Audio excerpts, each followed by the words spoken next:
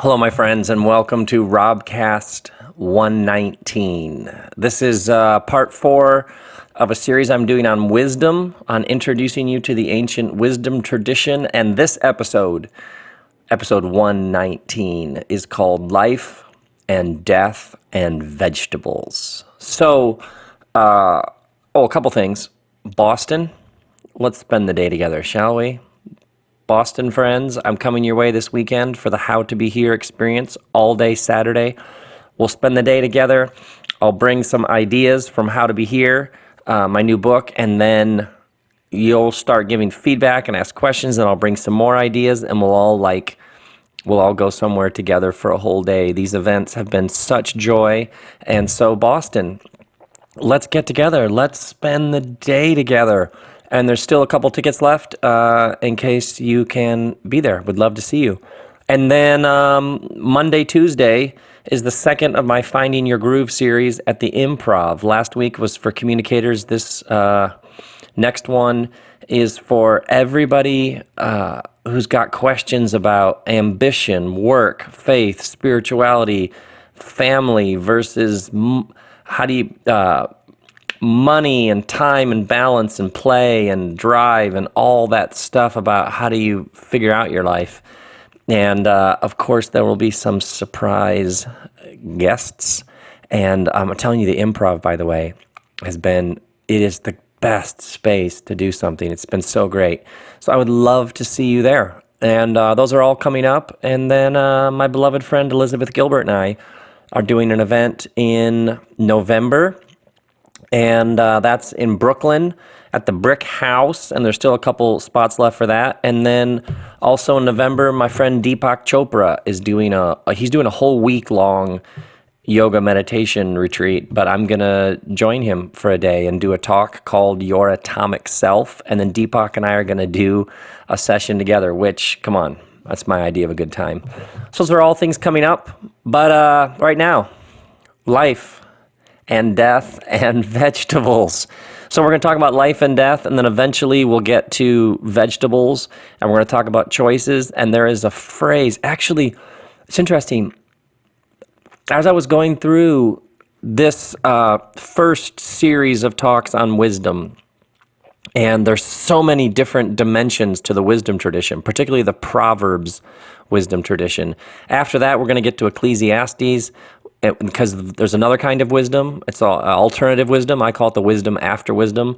Then we're going to get to Jesus wisdom, which is essentially post-conventional, subversive gospel wisdom.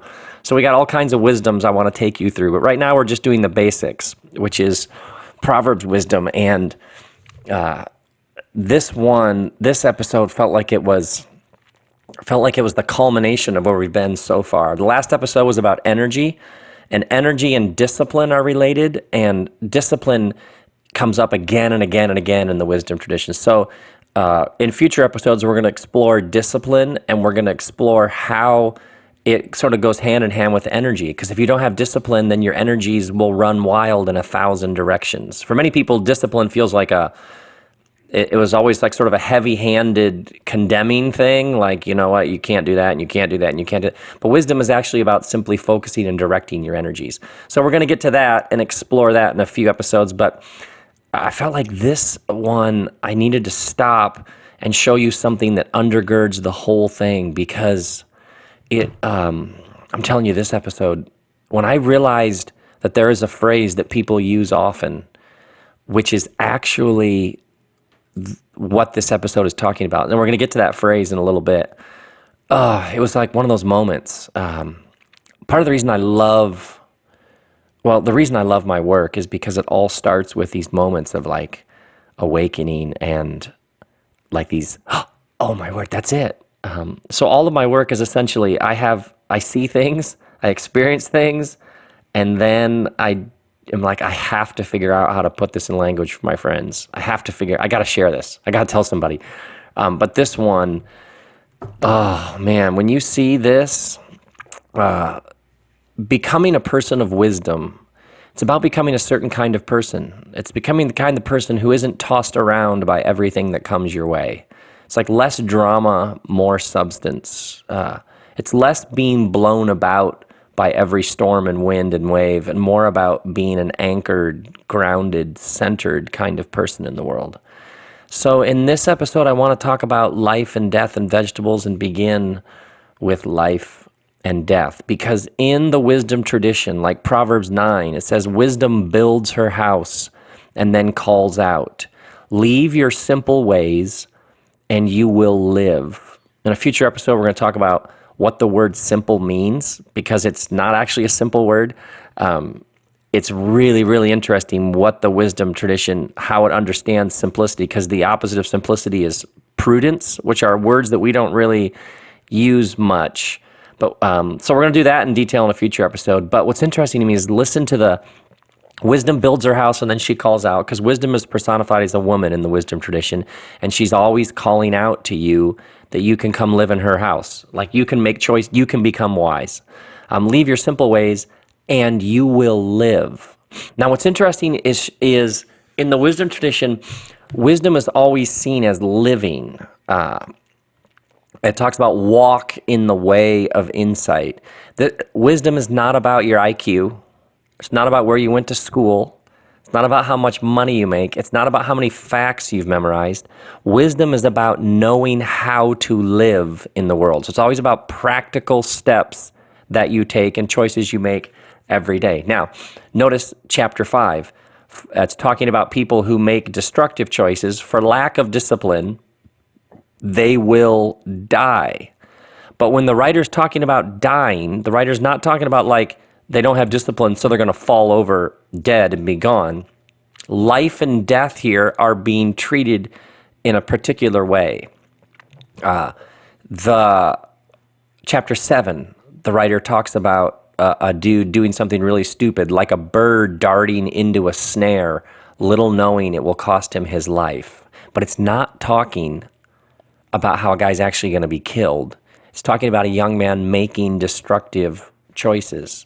It talks about being led down a highway to the grave, being led to chambers of death, but it's not talking about you keeling over death, like dead, like we think of dead. It also talks in chapter 2 about attaining the paths of life.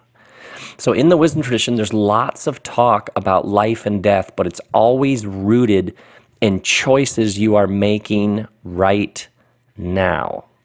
In the wisdom tradition, first big insight, life and death are present realities. See, for many, life and death are two states of being. You're alive now, and then someday you'll die. So life and death are very static terms. You're alive now until the moment you take your life breath. Then you'll be dead, and that will be a different state of being.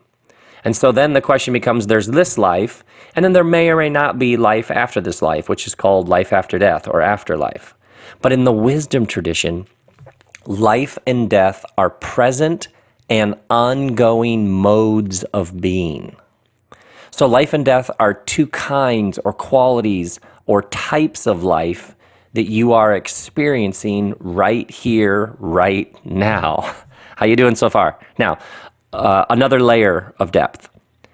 You can be physically wasting away and dying moments from taking your last breath, and yet be very, very alive. And you can be alive and breathing and here, and yet be dying in all sorts of ways. See, in our world, for many, life and death are static, fixed categories. There's life, and then there's death. In the wisdom tradition, life and death are present modes of being. You're here, you're now, you're breathing, and you're either living or you're dying. You're either making choices that make you more and more alive, or you're making choices that while you're still alive, you're actually more and more dying. So now this is not new or unique to the wisdom tradition. Like Moses talked about choosing life. He wasn't saying choose life because otherwise you'll keel over dead. He was talking about entering into a kind and quality and mode of life. And Jesus, I came that you might have life. He's not like, or you could just keel over dead right now. He's talking about entering into something that is available to you right now. By the way, side note, in the Hebrew scriptures, there's almost nothing about the afterlife. There's some references to Sheol, the pit, the grave, the abyss. But otherwise, the afterlife just isn't really a focus in the wisdom tradition or in the Bible or sacred scriptures. In fact, second side note, I would say that for many people, what religion did is turn life and death into rewards and punishment. If you do this, then when you die, this is what you're going to get if you did well. And if you don't, you're going to suffer torment, punishment, heaven, hell, all that. That for many people, religion was about what you get when you die, instead of teaching people how to enter into a new mode of being right now. So when I talk about good religion, or I talk about spirituality, I'm talking about an invitation to learn how to enter into the fullness of life right now. Do you want to live now? See, the question isn't, is there life after death? The question is, there life before death? Are you with me? So, a couple thoughts about living, a couple thoughts about life in its natural state as we get sort of work our way towards the vegetables. As we work towards the vegetables. I love that. Raise your glass, friends. So good. Okay, first, life in its natural state enlivens and expands. That's what life does in its natural state. The universe has been expanding for what now? 13.8 billion years. The natural state of the universe is becoming. It's not fixed. It's not static. It's not set in place. The universe is in the endless process of becoming. So you, as a participant and a living, breathing entity in the universe, you are in the endless process of becoming. So you think about an atom, and an atom is a building block. Atoms are the building blocks of everything. Atoms are made of smaller particles. Those particles are made of smaller particles. Those particles are made of smaller particles. Atoms bond together to form, they form molecules. Molecules bond together and form cells. Cells form systems. Systems form people and trees and frogs and all sorts of things. So everything is also made of atoms. Atoms are made of particles, and particles are energy in relationship. And so an atom is actually a swirling cloud of possibilities that is bonded with other swirling clouds of possibilities to actually form what we know to be you, me, and the world around us. So an atom is actually energy in motion and relationship. So you take a picture of an atom, take a picture of an atom a second later, and you'll see in many ways a different atom because so much is going on within an atom. So the very nature of the material realm, the realm of all things, is it's becoming, it's in motion. Movement is its most natural state of being. Think about a banana. Here we go. Atoms to bananas. Where did that come from? You leave a banana out on the counter and you come back a week later. Will that banana be exactly what it was? No, it'll probably have turned brown and you won't want anything. You will not want to make a smoothie out of it. The whole thing is in flux. The natural state of the universe is becoming. If something isn't moving into more and more enlivening and expanding, then it's dying. There is no plateau or static state. It wants to go somewhere and become something because becoming is the natural state of the universe. So for many people, it's, well, you're just alive. You can choose to do that or that, but there are really no consequences because you're just here, you're living, and then someday you'll be dead. But in the wisdom tradition, the whole thing, it's alive, it's swirling, it's becoming, and you are either joining in that or you're going the other direction. By the way, have you ever run into somebody that you knew from years ago and you start talking to them and they talk exactly like they did 25 years ago, 30 years ago, and they literally make the same jokes and they talk exactly like they did and you did 30 years ago, and you realize, oh my word, they're like still back there. Like they didn't everybody just keep going forward? Do you know what I mean? Oh my word, they are still having the same arguments and still thinking about things just like and it just sort of blows your mind. Yeah, because there is no plateau, there is no static state. The whole thing is moving forward, and if you go the other direction, then you aren't just staying in this static state. You've actually in some ways gone backwards. Now, a couple thoughts about life, because life in its natural state enlivens and expands. First off, when we talk about, well, if you're either living or you're dying, then what does living look like? A couple of things come to mind. First off is connection. The more and more alive you are, the more and more you are aware of how everything is ultimately a seamless one reality. That everything is ultimately connected with everything else. You're more and more aware of the increasing depths of the common. That everything is related to everything else. Now, why do I say that? Think about your moments of that feel like death, that feel like what's the point, that feel like despair, like you're stuck in traffic. And it's another day at the office. It's another list of things you got to do. It's another stupid phone call. It's another day on the same road in the same car, listening to the same songs, having the same thoughts. Essentially, this isn't related to anything else. It just exists in isolation, and what's the point of it? But those moments of greatest joy, you're with people you love around a table, and the food is good, and the music is good, and something within you says, this is what it's all about. What you're saying in that moment is that the joy of this experience is related to all joy. It's like this sound is like an echo of a larger sound.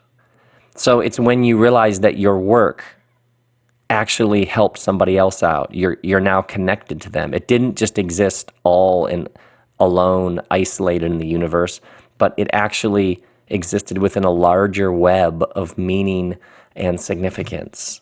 So one of the ways when we talk about life and what it means to be more and more alive is more and more you have the sense that you are connected with everything else because everything is connected to everything else. I would say when you're living, you're more and more free. There's this great picture in the Psalms. It talks about a wide place, and then it talks about a narrow place.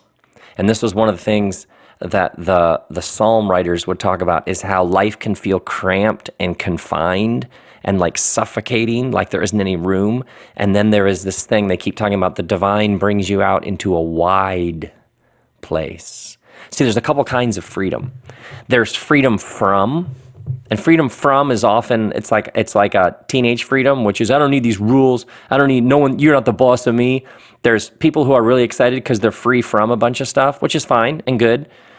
But then there's a much more mature kind of freedom, which isn't freedom from, it's freedom for. It's not just that you're free from that. Why are you free from that? What's the good of the freedom from that?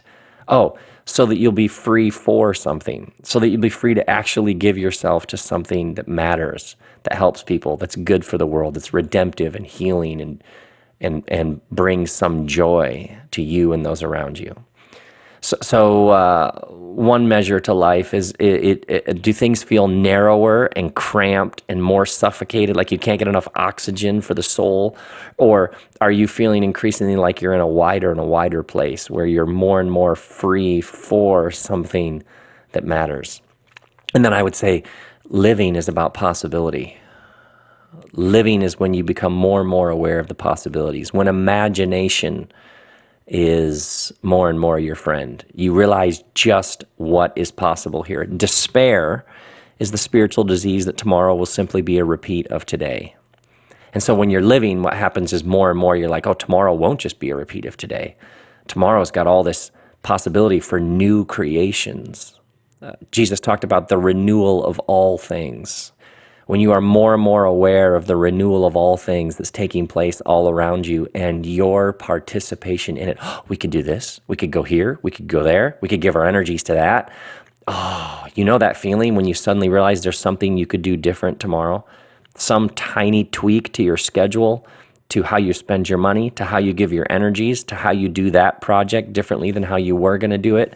You know that feeling like, oh, wait, I could try that. Sometimes it's just a small little thing that you're going to do later today that suddenly fills you with like, oh, I hadn't thought of that before. That could change everything. Exactly. That's living. And then I would say besides connection, freedom, possibility, there's flow. The sense that you've been given this extraordinary gift and now you get to pass it along. I have a Trinitarian understanding of reality. I believe that there's a divine flow that undergirds everything, that it surges through all of life. And I believe that when you give and serve and love and create, you are participating in that flow. That you aren't here just for you. You're here to give, to sacrifice, to take part in a much larger exchange and economy in which you realize just how much you've received, and the only natural response to that is to pass it along, that you have what somebody else needs. So there's this sense of flow. So just to make sure that we're not leaving like living and dying as very vague things, I would say that when you're living, you have a greater sense of connection, a greater sense of freedom, a greater sense of possibility, a greater sense of flow. I'm sure you could add all sorts of things to that, but there is this place that you actually live from. Heart, soul, spirit, depth of being, true self. There is this place that you actually live from. It is independent of your material possessions, your accomplishments, where you live, who you're surrounded by. It is this place deep within you that speaks to you, and it tells you whether you're living or whether you're dying. And that, in the wisdom tradition, is the place that it is the place within yourself that you pay great attention to. Now, all this said, a couple of thoughts then. Because in the wisdom tradition, living and dying are present modes of being. I want to rescue you from this idea that you're alive, then you die, and we have a funeral, you're no longer here, and show you that in the wisdom tradition, living and dying are realities that you are stepping more and more into right here, right now. And in the wisdom tradition, the wisdom writer often makes very clear-cut categories. There's this kind of person and this kind of person. It's a very powerful, like, poetic device. It's essentially the wisdom writer's like, I know things are vague and ambiguous and we're deconstructing and we don't quite know. Yeah. But you can choose. You can choose right now this way over this way.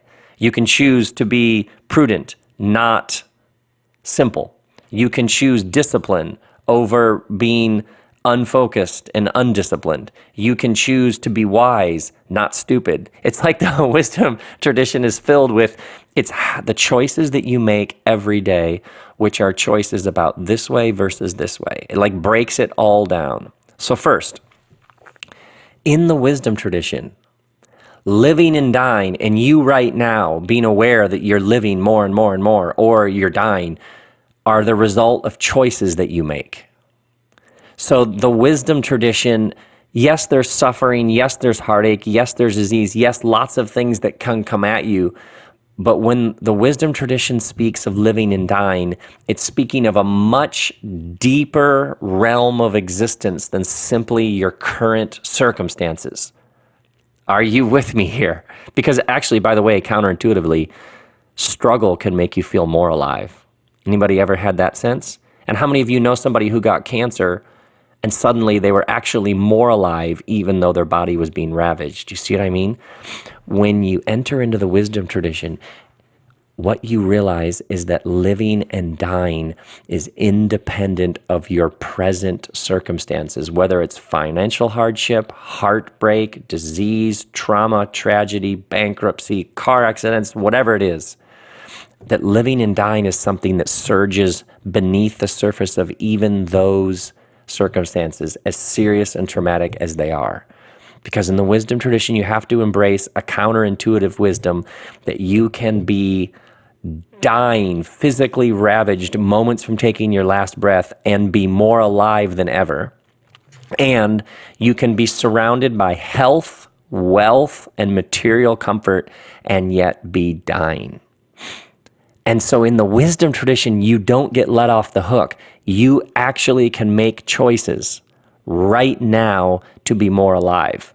So there's this like grace and invitation, but there also is this like punch in the face. Like, come on. You make choices, which is why the wisdom tradition, wisdom is always personified as a woman. She's calling your names. She's shouting and singing to you in the streets. She's insisting that everybody can be alive.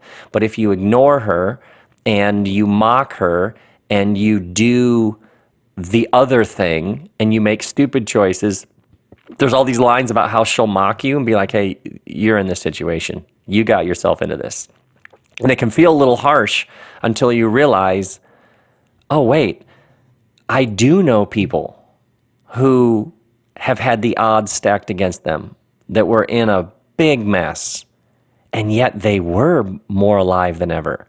And I do know people who have just been cruising along with not a care in the world, and yet when you talk to them, they kind of articulate that they're dying. Now, that said, let's take it a step further. The question is, where is the life? And the reason why I say that is because I have interacted with so many people, and this question comes up, especially this year on this tour, this question comes up every single city.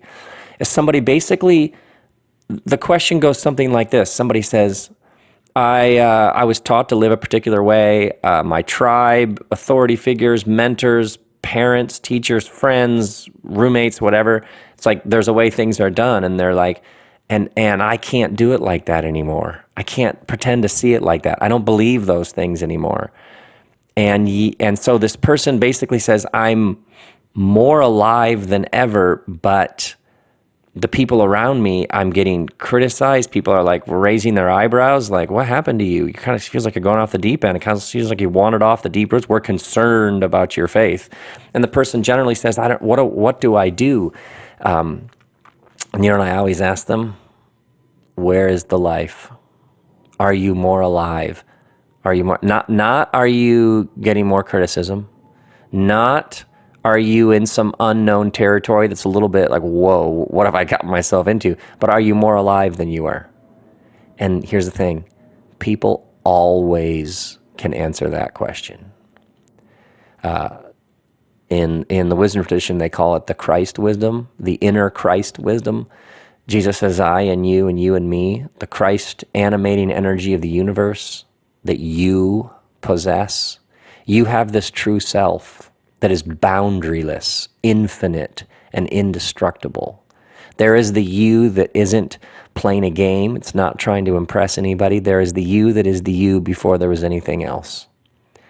And be honest, you wouldn't believe how many people come to me with a question, and when I say, which is the path to life? Does that make you more or less alive? They can always answer, because you know. Which path fills you with possibility and wideness and love and flow? Yeah, of course. Which path fills you with more life? Now, of course, there'll be risk, loss. It might be scary. You might have fears. But here's the thing. You go where the life is. And you have an inner Christ wisdom that's always speaking to you. When you're quiet, this is why some sort of practice, ideally some sort of daily practice of quiet, meditation, I would say surfing, some running, whatever it is you do, that clears your head and heart space so that you can listen to that inner Christ wisdom that's talking to you, that's telling you the truth. So oftentimes the truth is we made choices that went against what our true self, inner Christ wisdom knew was the path. We didn't want to offend anybody. We didn't want anybody to think we were crazy. We just played by the rules of the tribe. And the reason why we feel like we're dying is because we made choices. And if we pass it off to circumstances, then we'll always have an excuse. And the wisdom tradition acknowledges that some things are brutal and some things cause great pain and some things are completely out of your control. It's not talking about those things. It's talking about the choices that you and I make. Choices to violate who we know we are, or choices to step into the fullness of life. And so central to understanding that you're living or you're dying is owning up to the choices that you're making. Now, second, there's a phrase that I've heard people use over the years, and I was working on this particular episode, and suddenly the phrase, it jumped up and ran around the room and like beat its chest and was like, now do you understand? But here's the phrase I've heard people use again and again. They're trying to articulate that something's off in their life. I would say they're trying to put language to the fact that they feel like they're dying. And you know what but they're surrounded by all of this wealth and comfort of the modern world. And you know what people will say is they'll say, I mean, it's not like anyone's dying here. And then they'll start to try and articulate the fact that something's not right. And it suddenly hit me when somebody says, I mean, it's not like anyone's dying here. Actually, someone is. They are dying here. And oftentimes the phrase, it's not like anybody's dying here, is actually when somebody is denying what they know to be true, that they actually are dying. If you have some sense that your life is not becoming, that it is not increasing in connection, freedom, flow, that it is not taking part in the expanding and enlivening of the universe, if you have some sense that things aren't becoming like you know they should, that's death. And the thing that people say when they actually are dying is they say, it's not like anybody's dying here, but it's because they actually are dying here. Here's what I mean. Your living and dying is totally independent of material comfort or financial status or job or accomplishments or success. Here's what I've seen people articulate again and again. It's like they basically say, I look around me and I should be satisfied. I have a nice car and job and stuff. The problem is nice cars and jobs and your kids being in good schools, that can actually cloud it.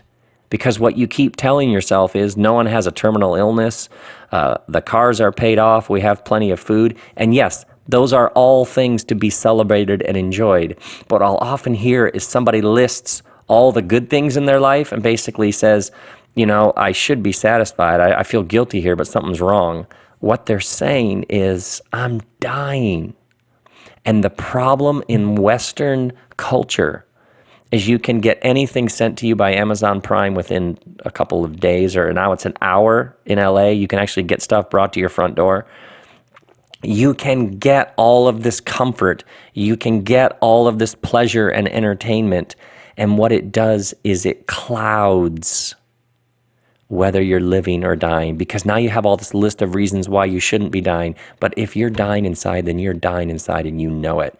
And actually what can happen if you aren't following the path for you is that all that stuff is actually making it worse. Anybody with me? So you keep making lists of all the good things. Like, I should be happy. It should be working. I should have a sense of it. No, if you're dying, you're dying.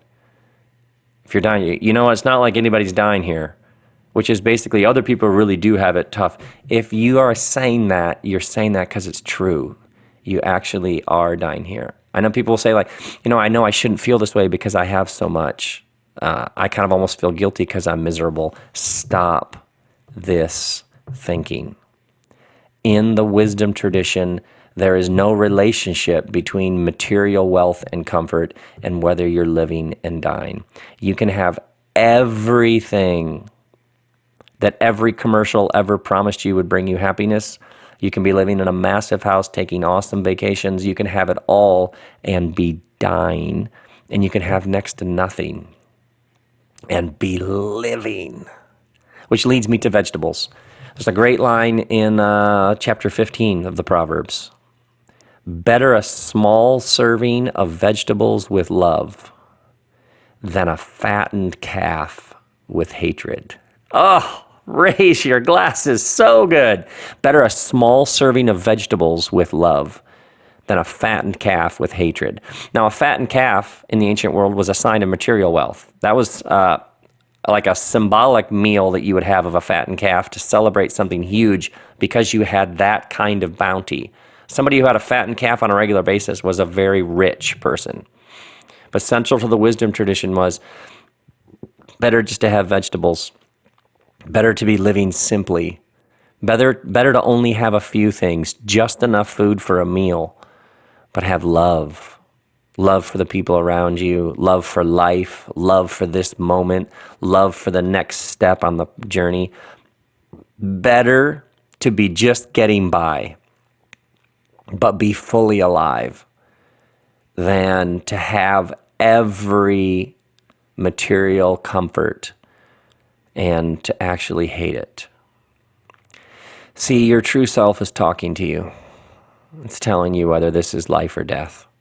It's telling you whether life is expanding and enlivening with all of its greater connections and possibilities and freedoms, or you're just sort of getting through. So a couple of phrases that I think the true self speaks. One of them is, have you ever heard this phrase? Rumble up from within your heart and mind, this can't be it. This can't be it. Yeah, sometimes that's what your true self says, this can't be it. If that's something that you're hearing, man, this can't be it. Yeah, of course. Something's dying. Something's dying, and you pay attention to that. Part of wisdom is you pay attention to that. There's more. This can't be it means there's more. It means there's more. It means there's more. Or numb, when you feel numb, like you can't feel, like you know, you're like something will happen that you, even as something that should normally make you angry or sad, let alone something that should bring you joy, and there's just a flat, man, I should be feeling this. Yeah, something within you is dying, and you want to be alive. You want to be alive. Or when you feel like you're just going through the motions, like you're just executing the tasks, like you know how to do what needs to be said, what needs to be done, you're filling out the right paperwork, and it just feels like motions. It doesn't feel like there's anything behind it or under it or around it or anything larger animating it. It's just an action in isolation. It doesn't seem to be connected to any larger web or matrix of meaning. Yeah, you're just going through the motions. Yeah, you're dying. That's dying. Or how about this one? When it feels like you're skimming the surface of your own existence.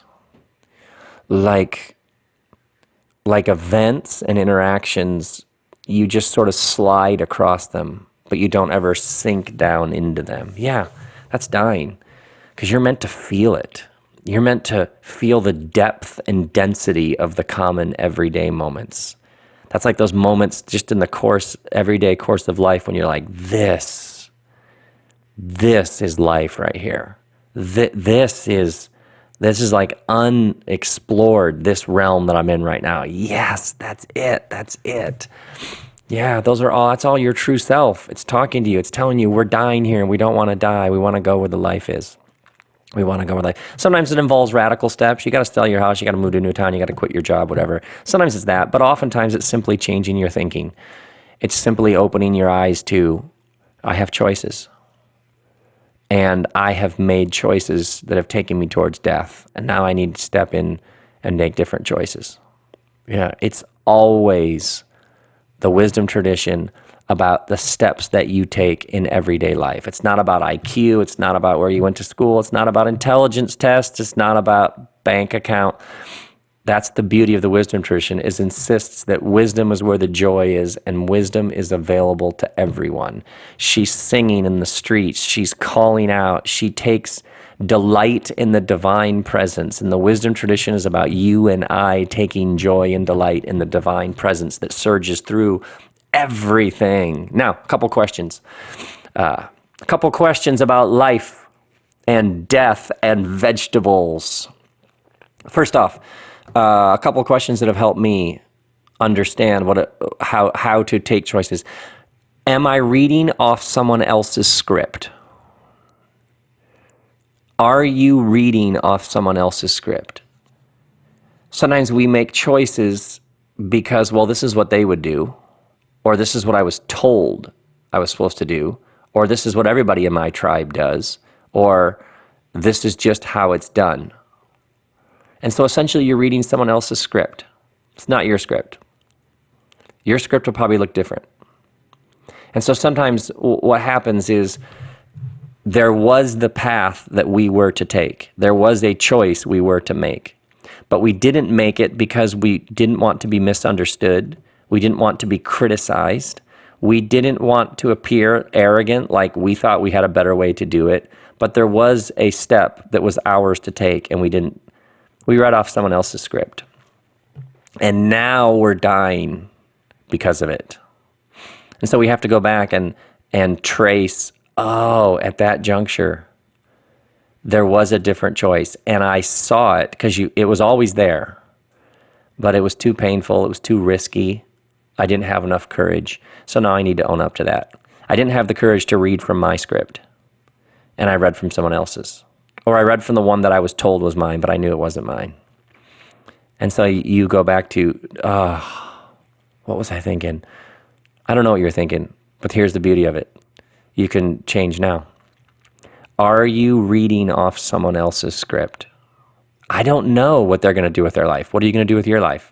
It's energy speculating on what they would think. That could be energy that you give to you finding your path. Secondly, have I betrayed my integrity and now I'm living split because I didn't do the right thing? And so I need to clean it up.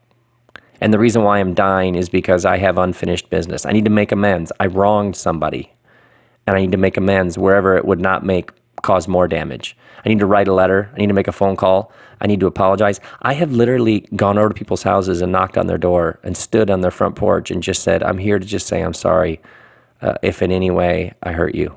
I didn't mean to, but I totally own anything that I did. I cannot tell you how much life making amends will breathe into you. Sometimes we're dying because we did something wrong, destructive, sinful, and we need to own up to it. We need to own up to it. And again and again and again in the wisdom tradition, there are these warnings. If you take the destructive, toxic path, you violate another, you degrade another, it will stay with you and it will rob you of life. It will literally affect your bones because you are an integrated human being. You will store it somewhere. So over and over again, the wisdom tradition is like, sometimes you're dying because you did something wrong and you need to stop and confess it, drag it up, make amends if it's possible. Yeah, this one, huge, huge one. Even you will find, if you are wondering whether or not, you just say to the person, hey, by the way, you know that thing? If I was like out of line or something, I'm sorry. You can't believe you can find out all this stuff has been building up in there, and then all of a sudden it's like a release valve.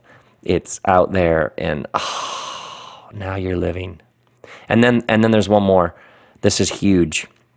Do you have any lingering what ifs? You know what the what if is? The what if is, what if I tried that? What if I did that? What if I took that class? What if I made that phone call? What if I took that risk? What if I contacted that person about trying out this idea? When I was in my 20s, I made a decision not to live my life wondering what if.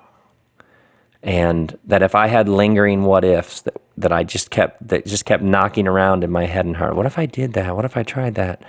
And it didn't go away, something substantive, that I would try it. And I'm telling you, it has been the best life. There's seriously been a lot of sweat and blood and just what am I thinking, and long dark nights of the soul and just bruises and wounds. Yeah, but it's also been awesome. It's been unbearable and it's been awesome. If you decide not to live your life wondering what if, you will be fully alive. You will live. Do you have any what if? What if I tried? What if and you haven't taken the step because of fear or some sense of you're not good enough or whatever, or you'll never feel good enough, by the way. It's not about that. It's about, do you want to live? Do you want to be alive? Do you have any lingering what ifs? And maybe you just decide, I'm not going to live my life wondering what if. So you make the phone call. So you try the thing. So you just do it. And you see what happens. Of course you may fail. Of course. People are like, I don't want to fail. Well, you are going to. You might as well fail doing something enjoyable. You know what I mean? You might as well fail pursuing your curiosity. You might as well fail with a smile on your face. That's what I do. I fail all the time, but I'm smiling because it's like better this than wondering what if. What would that be like? Ugh. Love and life and death and vegetables. Better vegetables with love. A small serving of vegetables with love than a fattened calf with hatred. In the wisdom tradition, better to be fully alive and to be barely hanging on, maybe just barely making rent, but you're alive, than to have all the comforts of the modern world and hate your life. In the wisdom tradition, you're living or you're dying. The natural state of the universe is becoming. And if you're not becoming, you're dying.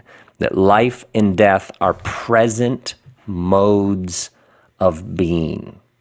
It's not about you're alive, then someday you're going to die. It's about right now you're living or you're dying. This is independent of job, money, what schools your kids go to, how physically healthy are you not. This is about this place that you live from. Heart, being, true self, spirit, center, whatever language you want to use for it. In the wisdom tradition, you pay attention to that because that's where the whole thing flows from. And you want to be alive. Oh, yes, so good. Life and death and vegetables. My friends, I want you to be alive. And whatever steps you need to take and whether people get it or not, I want you to be brave and have courage to read from your script and follow your script. I want you to have the courage and integrity to, if you've made some destructive choices, own up to them. You made those choices. Just own up to them. Forgive yourself. Let it go. We're all trying to figure it out. Make amends if you need to. Write a letter, apologize, make a phone call, do whatever to do, and then let's get on with it. Let's get on with it. And then if you have any what ifs, let's go. Do you have any lingering, not a what if like, I should try the quiche. What if I tried the quiche instead of the vegetable salad? No, I'm talking about like a lingering what if, like did I choose the wrong career? Like a lingering what if, like why do I always think about moving to that town? Like a lingering what if, like these people that I'm with every day, I should go get to know them because I just pass them, but I never stop and actually find out who they are. What if there's a whole world of interesting connection that I'm missing and I'm passing it that's what I mean by a what if, like a significant what if. I'm telling you, it will change everything. It will change everything. It will change everything because you're here to live. You are here to live life and death and vegetables. Give me some vegetables fully alive than a fattened calf and some hatred. You know what I'm saying? There we go. Grace and peace, my friends.